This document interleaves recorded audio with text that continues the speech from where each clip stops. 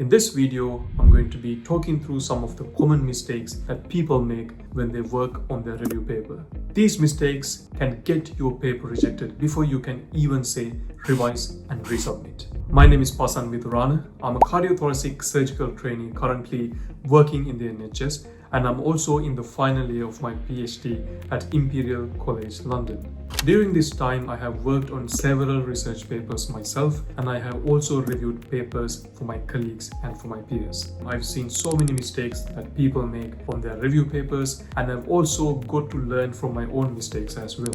If you are working on research, including literature reviews, and would like to improve your writing, hit that subscribe button. I publish weekly videos on research and academia.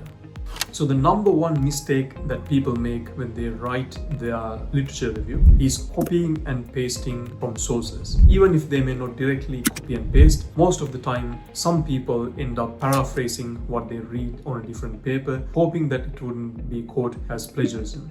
And one of the problems with this is that you are directly copying a version of the work someone else have done in your own paper. Now, this is not the point of a literature review. Now, the whole point of a literature review is to look at other papers which you have included in your study and to analyze it and to synthesize it into your own arguments and into your own explanations. So you are essentially interpreting someone else's work and making it easier for the reader to understand the papers which you have included in your review.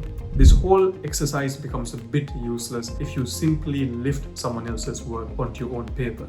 Now, these days you might find so many different AI tools which will write literature reviews for you, and some of these websites will just do this, and you will only find out when it is the time for you to submit your paper and the journal rejects it either due to plagiarism or due to the use of artificial intelligence. And you will also come across these different websites which will claim that it can paraphrase text which is written by AI into more human language. And these may be referred to as a humanizer, but keeping in mind not all of these websites will do what you need to do. So it's a very risky area, and you need to be very careful about how you use these different AI tools, which is very easy to come across in this day. Another mistake which people often make is that they quote instead of connect in their literature review. Now, it's not a problem if you have a few quotes in your paper from the papers which you are reviewing, but if you do it too much, for one, it can count as plagiarism, and secondly, you're not really adding your own interpretation for this work. Without synthesis, without grouping the papers into themes and using your own analysis, the whole paper might end up being a bit pointless. What you might otherwise just be doing is you are just dropping a few citations and hoping for a miracle, which doesn't work most of the time. And what you should be doing instead is group the findings, present your synthesis, and make your reader feel the logic connecting the sources together. So instead of giving the job of reading the 20 different papers you have included in your review, and you're explaining the common themes and the different patterns in the papers, so the reader can see how the different papers agree in some ways and how they might actually disagree in other ways. So if you're finding this video useful so far, then do hit that like button, because it will allow other students just like yourself to find this video and to help them overcome these mistakes. Now, are you ready for mistake number 3? Now, this is one of the mistakes which trips up even the PhD students, and that is missing the research gap. One of the most valuable things which you will do before you start your literature review is to actually find the research gap. Because at the end of the day, if you work on a paper that has been published multiple times, then the chances of your paper getting published is probably not going to be very high.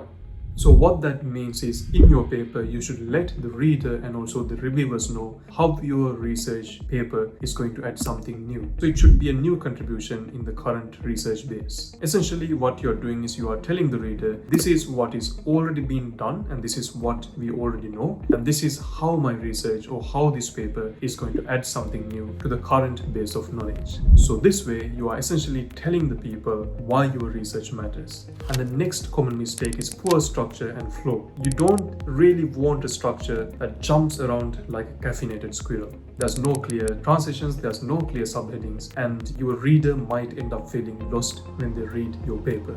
And the way to overcome this is to make sure you have clear headings in your paper so the reader can easily follow what you are talking about. You don't want to be talking about quantum physics in a nursing paper. So make sure that you keep your reader oriented when they go from the beginning to the end as they are going through your work. So by giving a clear structure to your work, the reader can easily see how you flow from one idea to the next. For example, you might have in your theme 1 diagnosis of a certain medical condition, and your theme 2 might be the treatment for the conditions which you have talked about in the last paragraph. The introduction section is a very important part of your paper because that is what introduces your reader to the concepts you are going to talk about in the paper, and that's what's going to tell the reader why your work is important. And it also gives you a space where you can lay the groundwork or lay the map for the rest of your paper.